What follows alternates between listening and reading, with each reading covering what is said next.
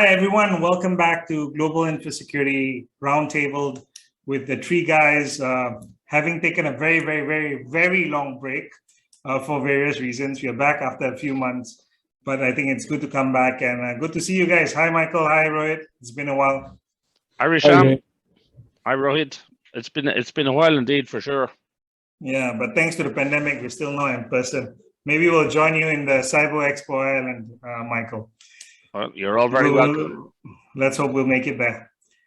Anyway, guys, good to be back. I know it's a bit late in the year. It's already past 2 months, but we're definitely looking forward to an exciting year, I'm sure, across the whole industry. It's a lot of changes, a lot of mergers, acquisitions, renaming, and you know, it's been a very exciting 2021 and great, I think, even more exciting start in 2022.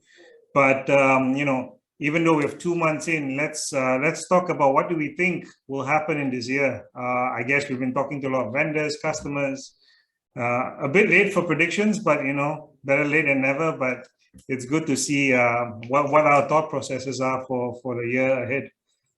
Maybe we'll start with you, Michael. Yeah, it's always interesting in this business, whether it's late for predictions, but everything keeps changing. You know, and you mentioned M&A activity, we're seeing quite a lot of M&A activity, but we're seeing quite a lot of change. And the interesting, I suppose, the pandemic has driven a lot of that change. The types of things that we're seeing out there now are we're seeing the whole area of managed services. Managed security services driven all down. And in the best traditions of our industry, we have to have 3-letter acronyms for it. So we've XDR, MDR, MTR, we've EDR, we've all the lovely, we create all of these things, but we're absolutely seeing the drive for those and the demand for those from the marketplace because people can't manage the challenge that's out there. Great. What about you, Rohit? I think when pandemic struck, we saw a big wave of zero trust, access issues, requirements, and now it's sort of, you know, the curve is flattening. And we will see rest of the things which were not moving for last 1 or 2 years because of focus on enabling remote workforce and securing that. The rest of the stuff has started moving. A lot of customers to us are now talking the third-party risk, which was like on a back burner for the last couple of years. They were just trying to make sure they can survive as businesses or at least, you know, give access to their employees, all these clients. Now suddenly it is changing to the rest of the story, right? They're going back to the old DLP, CASB issues, and, you know, ZTA is there, like, which came in big time with pandemic in India. But I think the rest is now picking up. So we will see a lot of movement. I think this year will also focus on skill, because skill has been there has been a big shortage in the market on skills. The skill in terms of salaries and all has gone very high. And there is sort of unavailability of highly skilled resources. So skilling is one thing that maybe some of us will have to focus on as to how to get the resources. Infra is okay, M&A is okay, everything is okay. But if you don't have people to run it, what do you do? It's interesting how that and the whole EDR, MDR stuff is driving together, and all of those sort of managed services, because the lack of skills and the lack of availability of people to actually, I suppose, to deliver support and fix issues and protect people, they're definitely things that we're seeing. And I think these are global perspectives. The zero trust one I think is fascinating because when I'm I suppose criticizing our industry for coming up with all those TLAs and stuff like that, now we have the you know, everybody seems to have a zero trust type solution, zero trust type messaging. You know, the buzzword. I don't know. The marketing people in this industry obviously all go to the same conference, and they come back with these things. But zero trust is very much a buzzword for many organizations. But we are seeing a shift in the concept in terms of zero trust. We're absolutely seeing that move, and I think a lot of it has come from the digital transformation that was driven out of the pandemic, for sure. The architecture of organizations is different. People are not based in offices. People are using cloud-hosted environments, etc. So you're now looking at different types of architecture. You're looking at potentially the likes of CASB. You're looking at real zero trust environments being established. So yeah, I think it's funny what you're saying, Rohit. It's exactly the same as we're seeing in Europe. I'm not sure what it's like with you, Resham. I think here in Southeast Asia, it's the same problem. We've seen people change jobs. We've seen skills getting lost. We've seen a lot of adoption of new solutions, but no skills behind it. And that's where managed services come in as well. We've seen a growth of managed services, outsourced services, secondment, those kind of things. Singapore is a bit protective of their workforce for their citizens, and then we've seen that now that a lot of work has been outsourced to foreign companies because there's no skill sets, and it's a problem because 3 years ago cloud skill sets were not in demand, and today there's an exponential demand which can't be met, and we've seen that happen. And I think the other problem we're seeing is a lot of customers are significantly affected by these mergers and acquisitions because prices go up. They're dealing with a different set of people right now because, Singapore is an ASEAN HQ. Most of the companies are here themselves. So 2 teams get merged into one. I used to deal with account manager A. I'm dealing with account manager B. I'm not happy with the service. I want to switch, but I'm locked into a contract. And all these kind of things come about. So a lot of the clients that we're looking at are like, help me get out of the contract I'm in. And it's tough because we ourselves are getting customers to sign 3-year contracts, 5-year contracts. So, because everything is subscription based and the pricing is all incentivized to multi-year contracts. So I think what we're going to see is there's been a significant shift in the kind of technology that customers want. And they want shorter contracts. They want better services. And what the market is now doing is selling license with service as a bundle. So that's where the managed services come in. So that's what we're seeing, and it'll be an interesting year because I think we've seen a shift in how technology has been consumed in the last 2 years. But what I think we'll see this year is how technology is managed. And basically, as people return to the office or hybrid workforce, how it can be a business differentiator, or because it's tough to get people, right? So some jobs I see are like permanent work from home, and as a permanent work from home job offer, what we're seeing is that the IT department has to secure both, right? So it becomes perimeterless. But then again, some things are only assigned or allowed if you're back in the office. So it's very confusing, and of course it gives them a lot of opportunity. That churn is definitely global. I mean, we've seen it. We've seen it at the end user level, and we've massively seen it at the vendor level as well, and in the partners right throughout everywhere. And I don't know. I mean, a lot of it may have been generated and simulated by people's I suppose frustration with COVID, and they want change and they just want whatever, but you lose the continuity, and the loss of continuity and the loss of sort of the knowledge that was in organizations, the skills that were in organizations, has meant that I think what we're seeing is we're seeing the industry moving to the area where we're delivering managed services, the whole MDR, XDR, all of those phrases that we're all getting driven out, but we're also going to I think we're starting to see the vendors who are delivering solutions and technology which can be relatively easily and rapidly deployed without massive skill set requirements are going to come to the fore. Those organizations who have got big projects, I'd say big identity projects and stuff like that, they're going to face bigger challenges because it's too difficult to try to put people in, retain them. So I mean, I think we're seeing exactly the same things. It's a bit different here, and what I've been seeing for last 1 year, the big four consulting and audit firms, they are hiring like crazy. in hundreds, right? I think although the business will move towards the MSP model, but the MSPs will themselves struggle with getting the resources in place.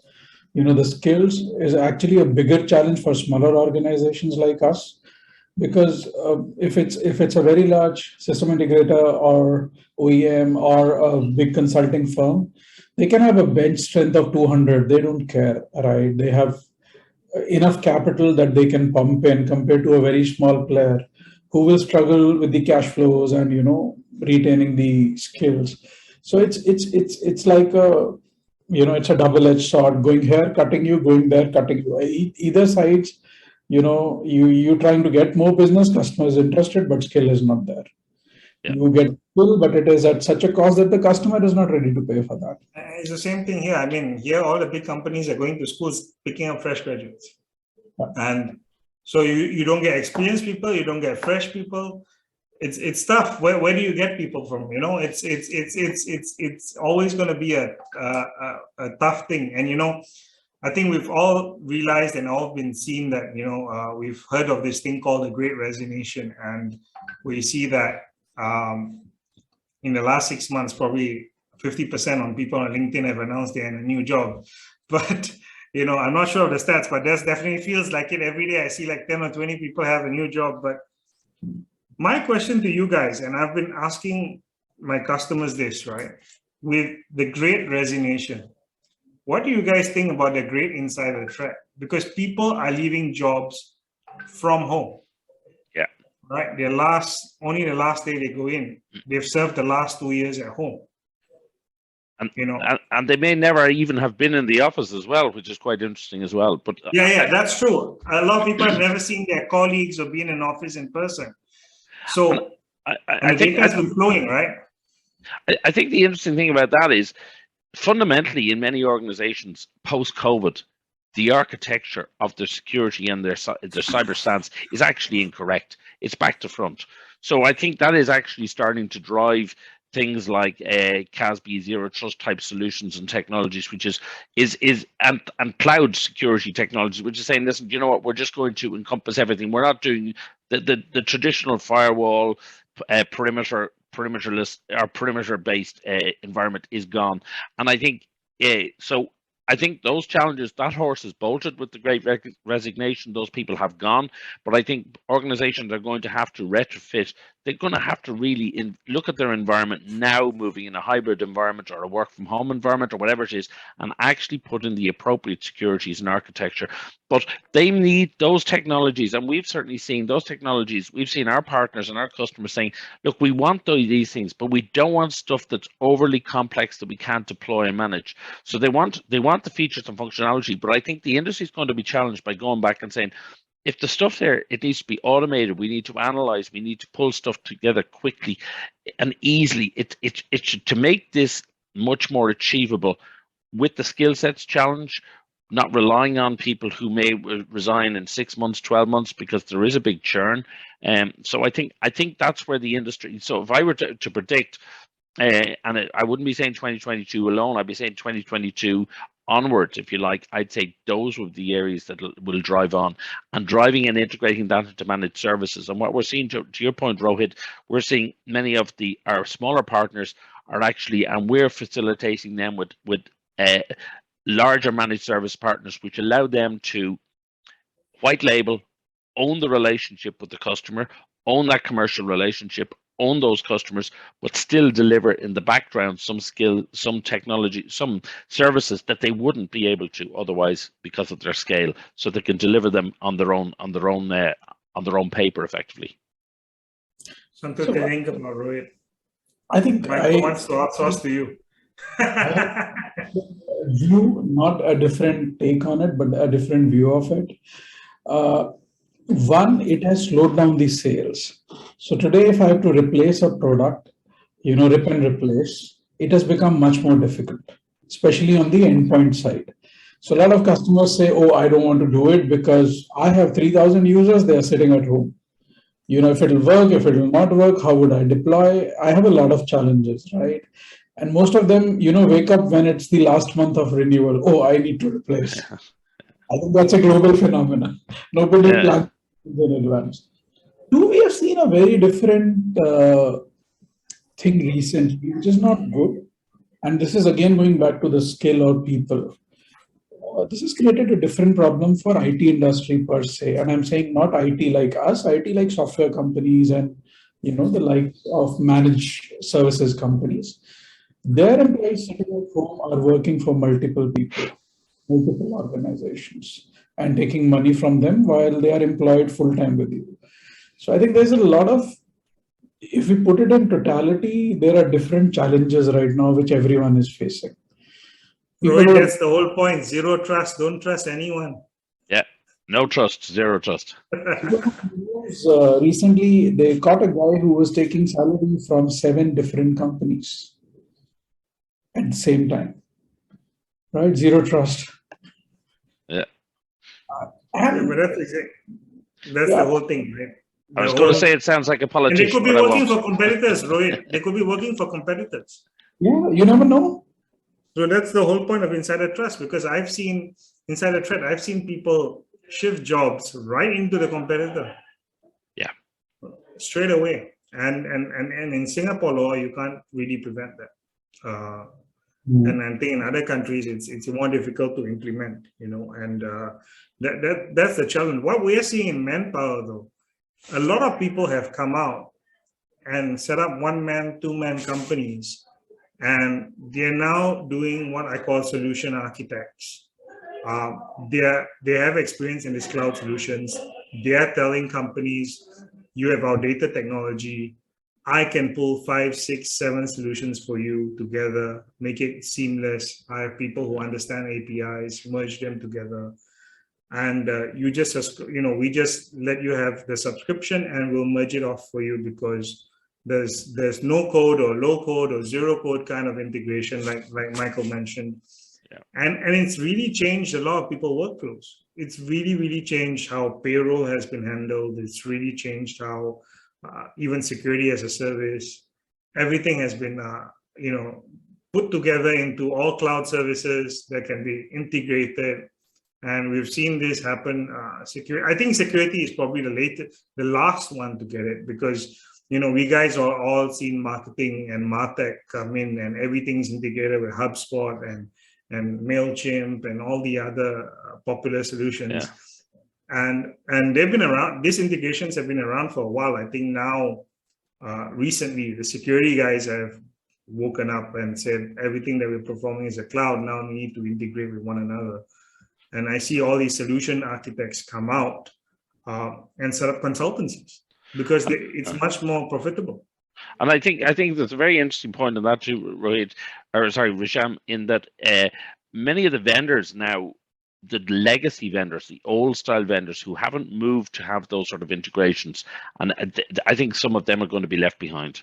And we're definitely seeing the emergence of companies who are delivering the technology and the capability, which has been developed from ground up, really, rather than just plugged together in some way, shape, or form, to actually have a relatively complete security. There is no such thing for many organizations. There's no such thing as complete security, but they've actually pulled the elements together, and we're seeing some of the probably in the zero trust space, we're certainly seeing some of those vendors are starting to deliver quite a bit into that, and I think that's going to change.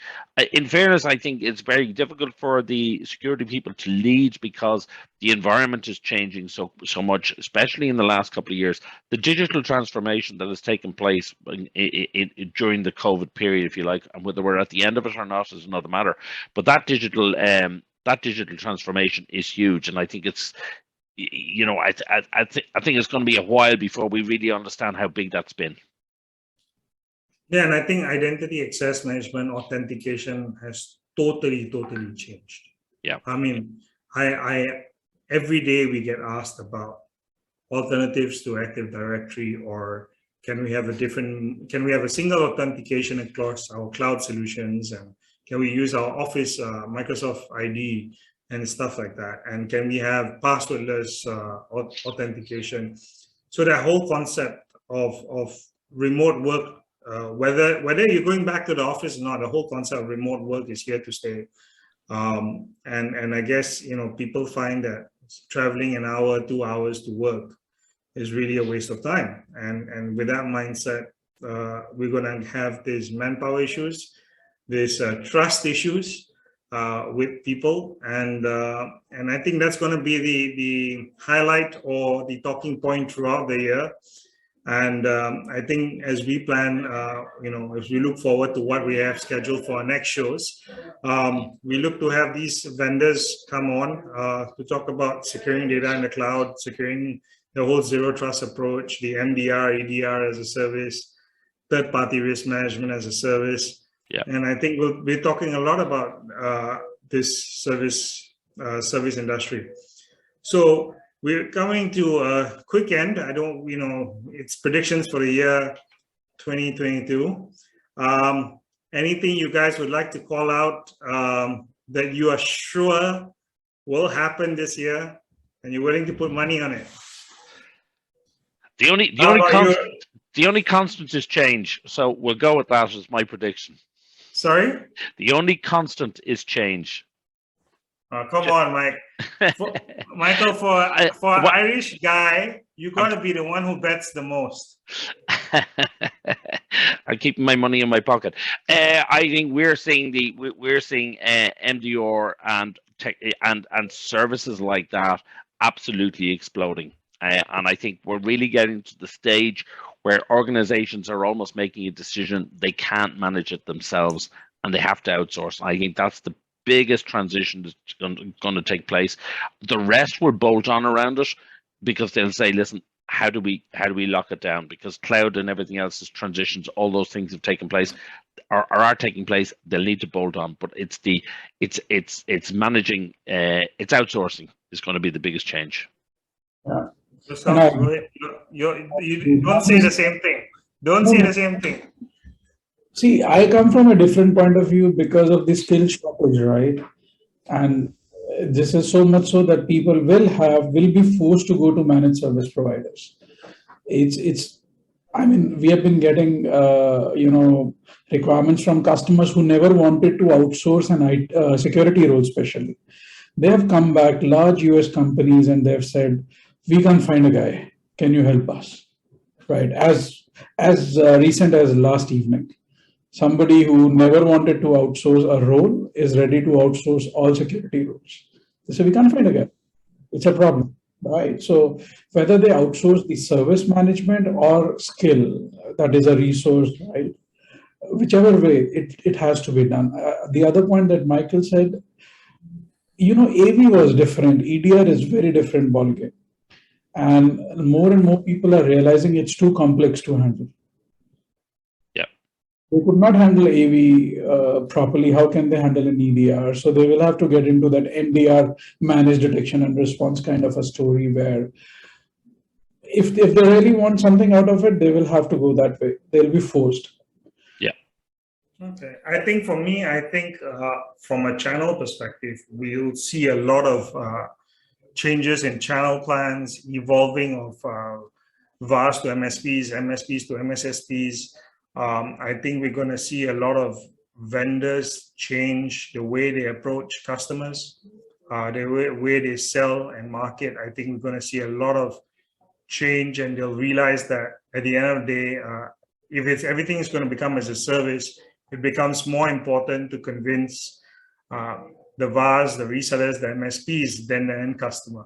I think the marketing to the end customer has become is going to become secondary because it's about who you're working with as a service rather than what solution you're working with as a service. It's real partnership. So on that note, I think, guys, good first session. And since we're talking about vendors and as a service, Michael, a shout out from you about what's happening in Cyber Expo Ireland. I heard you're going to be the first guy doing the first physical event among the three of us, at least.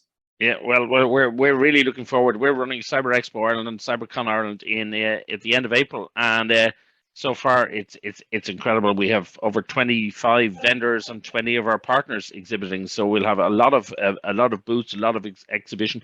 But the conference part is huge amount of thought leadership from some real international industry experts. So we're looking forward to just driving Ireland Inc., I suppose, forward from a cyber point of view?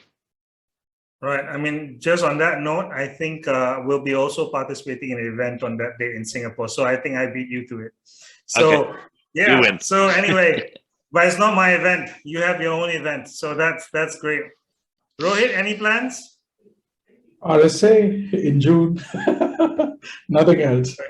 Okay, hope to see you guys there then. We'll see you there then. Good chat, and looking forward to our next chat in a week or so. Take care, guys. Have Cheers, a good everyone. one. Take care. Thanks for listening, Cheers. everyone. Cheers.